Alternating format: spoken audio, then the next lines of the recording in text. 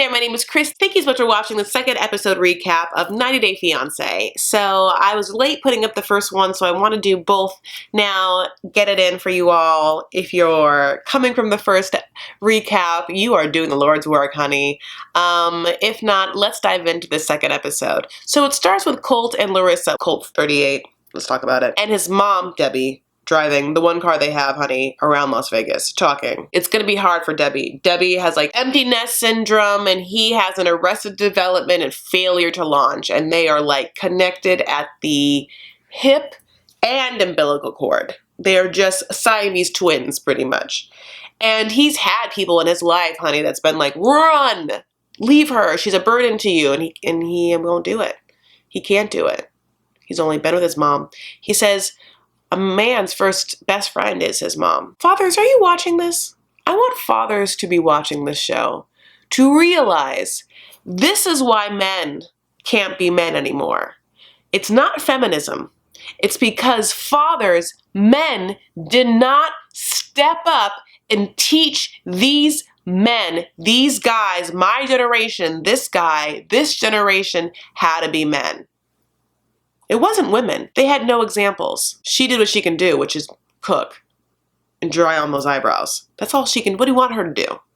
Okay? Look, all I'm saying is, fathers, get in your sons' lives. Get in your children's lives. Not just your sons. Get in your daughters' lives, because like you're important for both. Honey, but we see a scene, Debbie's made steak, and you know, she's cut it on the bias. I'm sure it's real juicy, you know, like I'm sure it's not really seasoned because they're too white to season anything. I'm sure it's like only seasoned with like half a packet of like iodinized salt that she got like free in a plastic like utensil packet. But I bet it's juicy. Looks juicy. Steak and potatoes, honey, every night. There's a printer in a kitchen and a dollar slot machine in the dining room. And I'll tell you right now, if that dollar slot machine was Buffalo Gold, Wob would move in. So back to Jonathan and Fernanda. So I hate this Jonathan and Fernanda fake fight over this thong that she found in the dresser or whatever. Just like, he has to be like, I'm sorry, I'm so dumb. And she should be like, yeah, you are. You know, like, okay. We'll throw away the dresser, like, okay. Yeah, we didn't throw away the stuff because I want you to pick it up. Okay, why don't you just give her, I don't know, a website to go on before she came and have her pick out things off of West Elm. Then that shit would have been there already. Then you could be sleeping on a bed. You know, I'll say this about Fernanda. I love her makeup. She like always does it right. She's like always like, she's cute. She's a cute girl. I'm going to do this a little differently where I'm going to tell you what happens in the episodes, and then so I'm going to go back and forth between the couples. So Steven and Olga are next. So Steven and Olga are the couple that we got on the new episode, which Steven is like chill, young, white kid who like didn't finish high school, who bounces in between parents and juvenile hall and stuff like that and beach towns. But during one summer he meets Olga, who's like this Russian girl, super cute, and they just like fall in summer love. It's a fling. It's like they can't get enough of each other. And would you know, they have sex where his penis goes in her vagina without a condom, and oops, babies. Olga gets knocked up, honey. So now Steven doesn't have a GED to his name nor a place to live, has to like become a dad. His dad died of diabetes a long time ago. Okay. Just sad. So Steven goes to like visit his grandmother, right? His grandmother, who he sometimes has a good relationship with and sometimes not. And honey, she is quite a character. First of all, they're talking, it's like America and Russia politics, because like she's from Russia and he's from America, and so like it's very hard to get a visa, like especially now or whatever, like it's bad. How do I describe his grandmother? She looks like an LSD laced knitted Afghan that smells slightly of cat pee, but in a cute, like in a good way. She's a hippie. She just is like, oh, your dad was such a great dad. He looked like a nice guy. So on to Kalani and Asuelu. So I can tell the producers like ask her like off camera, like, well, what are the stakes for you? And she's like, to try and get her to like talk about things, because she's like kind of like ho-hum. She's just like, everything's kind of at like a 4 with her. She's just kind of like, well, I could lose everything. But I will say this, I want her hair. Like, oh my God, she has that long ass, thick ass hair, and she's had a baby and she still has that hair. I want that hair. It's so beautiful. That is some strong Samoan locks. I could like braid it into a rope, throw it across the Amazon, jet line across it. It's so thick. She also kind of gives me like Kat Dennings a little bit in the way she looks, also in the fact that she could like never be impressed. Right? Anyway, so then Manti Te'o cuts to the airport, honey, and like does some dance, and the dance is like manically hitting off ants. It's like I can't. I mean, the fact that I even tried, and my poor neighbors are like, "What?" But it's Halloween, so I could be doing anything. Could I be doing anything? I don't know what I could be doing. Whatever they think that it was. I can't help but imagine them boning after watching him do that dance, which is why I think she gets embarrassed, because I think she low-key also understands that everyone was like,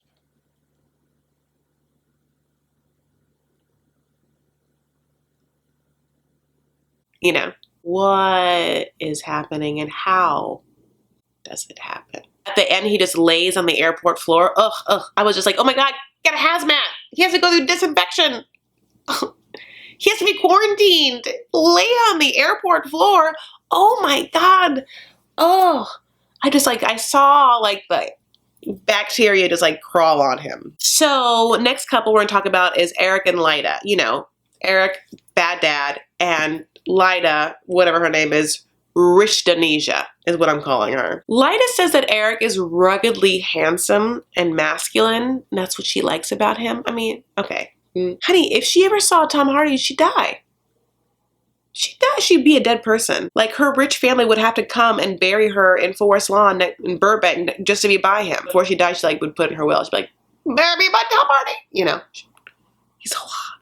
He's rugged, masculine, and hot. Anyway, her sis, Reina, her son, Alessandro is his name, and Rich Denasia get off the plane, and it's like obvious a couple of things. First of all, Eric is just pulling one bag, is not giving consideration to the sister who's just far behind, honey, like trying to keep up, okay? And then it becomes apparent that they're in New York. They've flown into New York, not Wisconsin, because he is going to try this trick. This is his trick. He's hoping that her family will come, not see the shithole that he lives in Wisconsin, where he's kicked his daughter out onto the street to move in this woman and her baby to a 2-bedroom next to a Circle K and a train track. He's gonna try and not have them see that reality and like blind them by like New York and the East Coast. But he can't even afford a hotel in New York. He has to like get some cabin in Pennsylvania. I hate it. I hate all the decisions possible. I feel bad that I talk such shit about them, but I just like. But anyway, there they all, desist, just like trailing behind. Eric couldn't care less. He's trying to like jam suitcases into the car. Like, Rich Denisia's like, it has to be proper. It has to be proper. And he's like trying to get it in. He's like, it just has to be done. I like had this like flashback. You know, she was like a terrible 4 or 5-year-old to those poor servants that like have to work for her family, where she was like, I want this, I want that. And like, they just had to be like, oh, okay, miss. However you want it, you get it. Like Burger King, we have to do it your way, every time your way. He deserves her. This is actually a good couple, even though I can't stand him. Anyway, Ashley and Jay. I do love Ashley and Jay as a couple also, because I do genuinely think they like are in lust. They are like Melanie and Dewar. Like, I do think that they like generally like want each other. And it's fun to watch. I like sex. I like lust. I like watching passion. It makes me happy. It's like romance books. So Jay is, Ashley's coming to Jamaica so that Jay can have his visa interview and Ashley will be there. And Jay has a lot of big plans for her, boning. Those are the big plans. It's just his boning the whole time. Ashley complains that Jay's always late when he picks her up, but as long as she's not late, they bone all the time. And this is one couple that's not getting pregnant. Like, they know a condom or 2. Or 5. Maybe she's wearing like IUD as well. I don't know. So we get into this very interesting confessional with both of them, where Jay's like, look, I could have gone to America if I just wanted to, but it's not my style to just try and like bone any like white, fat, flabby American just to get to America. Like, I actually am real into Ashley. Like, I'm into her. And then she's like, yeah, I don't understand anyone who could just be with someone they're just disgusted by. And it's like, blink, blink, the audience just like, Nicole and Azon, Michael and Angela. Danielle and Muhammad. You're just like, oh, okay. I see it all. I see what you're saying. I'm picking it up. So after he gets Ashley from the airport, they go to the hotel, honey, and he, on the bed, has put rose petals out in the shape of a heart, which always looks cute, and it's like a little like trope you see a lot. But however, I never understand that, because I feel like then you like what, lay on the bed to like bone, and like the petals like stain the comforter, right? And like get it all on you. What you should do is have drawn her a bath and then put the petals in the bath. And then after she's bathed, then take her to the bed. And Elin Irie, man. Come on. I don't know. But it's really romantic. He's like, I love you. And I just want to be in America giving you that D every night. And it's very sweet. It is in his own way. That's what he could offer. And he's proud of it. He wants to give her that D. That big, big D. She wants it too. It's so sweet. The end. I don't know. The D is for determination. I will be determined to be a good man for you. And vitamin D. I will be the sunshine in your life. And also dick. A huge dick I will give you every night. 5 times a night. And in the morning. 3 times in the morning, 5 times at night. And any other time you want it. I'll give it. Okay, so now we're back to Colt and Larissa. Okay, so he shaves because that's what she wanted. And at one point I was like, is she sure that's what she wanted? Because I want him to like get that beard back on, get the spirit glue, put that beard back on, because that beard like distracts from the teeth. It hides the teeth. Just can't, I cannot imagine them having sex. Not ever. Can you? Oh my God. So this is a scene where Colt 38 is like checking her flight coming in. He's probably like, oh, I see the plane. When will it land? And then we see Debbie and she's like, I see the plane. When will it crash? So she doesn't come and take my son away. But we're in the airport and he's waiting for her and his like hands are folded like he's in a school choir, just like about to be like, and he will raise you up on eagle's wings. But then there she is. And she walks towards him and she's like, where are my flowers? He's like, ha ha ha, you look great. Where are my flowers? Mis flores. Where are my flowers? ¿De dónde están mis flores? No flowers, honey, sorry. Just me. Beardless old me. Then they walk past a vending machine with roses. And she's like, oh, great. Get me those flowers. And he's like, oh, I'm not spending $20 on flowers for you. And she's like, $20 you're not spending? And he's like, no, I gotta pay for parking.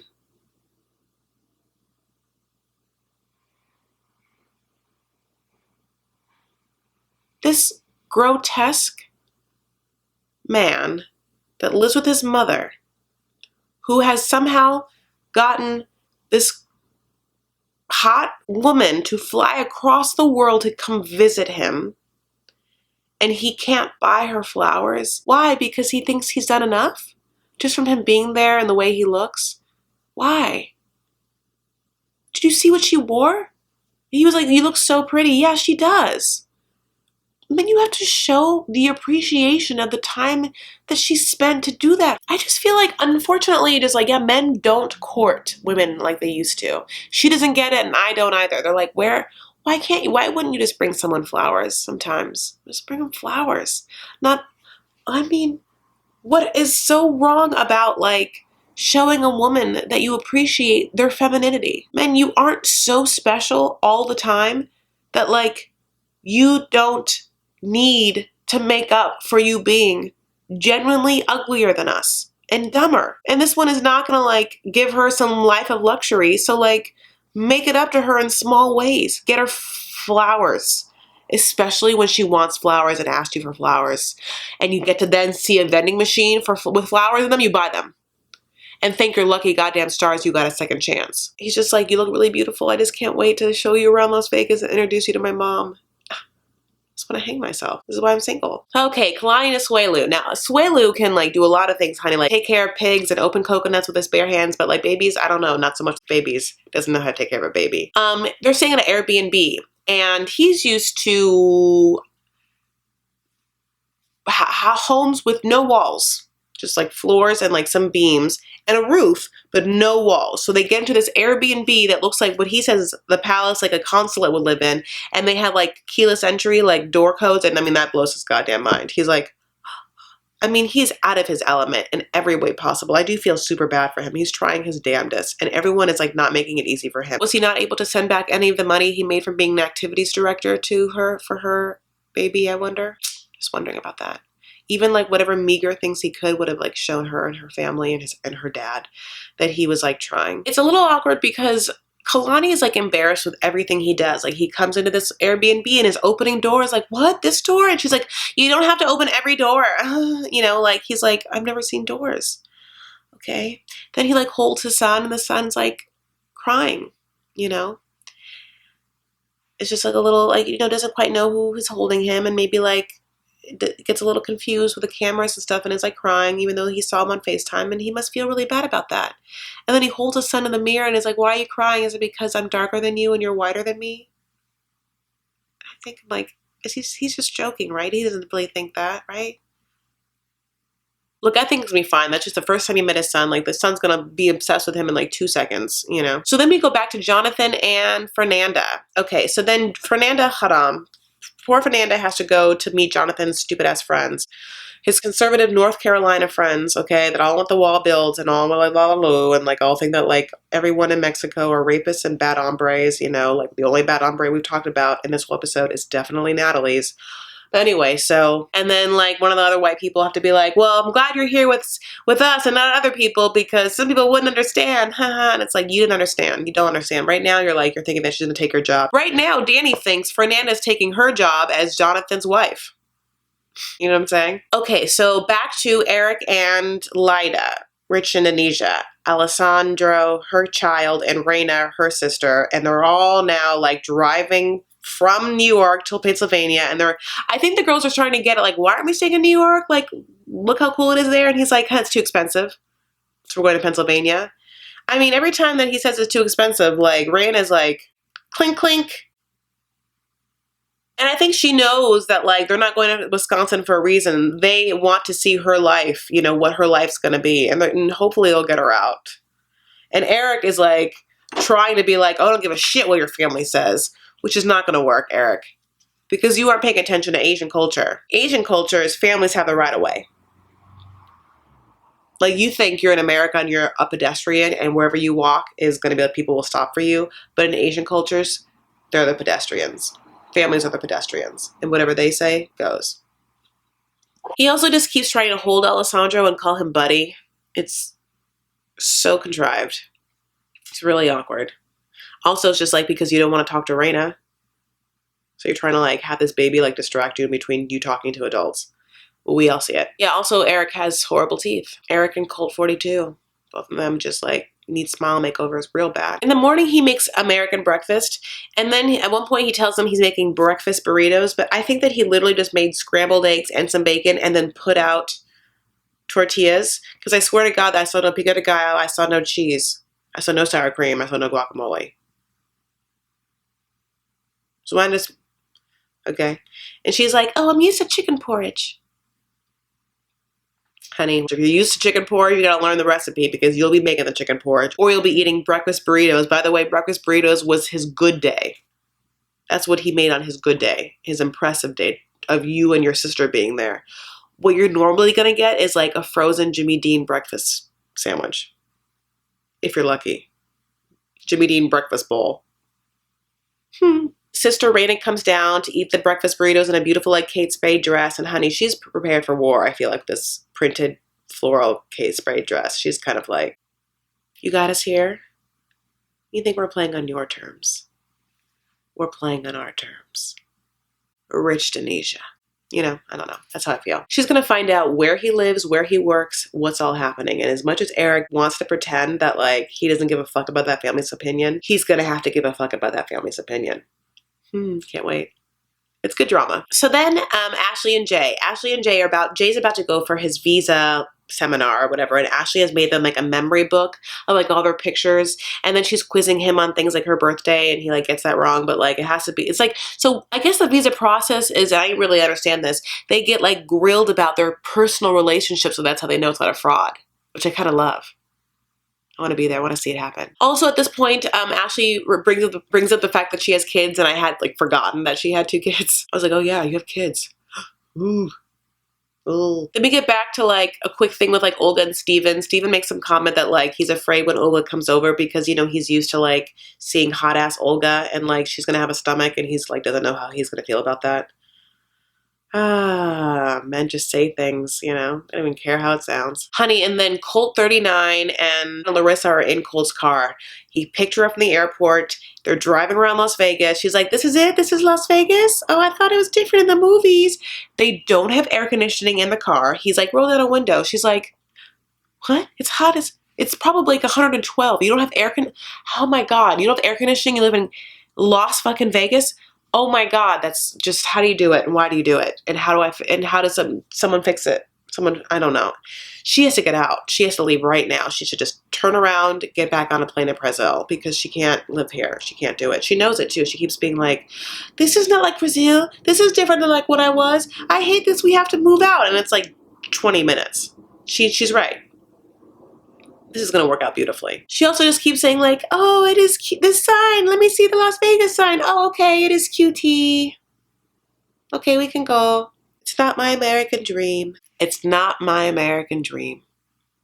It's not any of their American dreams. Wow. It's like a real thesis statement of this show. Anyway, thank you so much for watching. If you can, please like this video, please comment, please subscribe to me. If you want to follow me on social media, my name is @ChrisL_Farah. The L is for Larissa, Leida.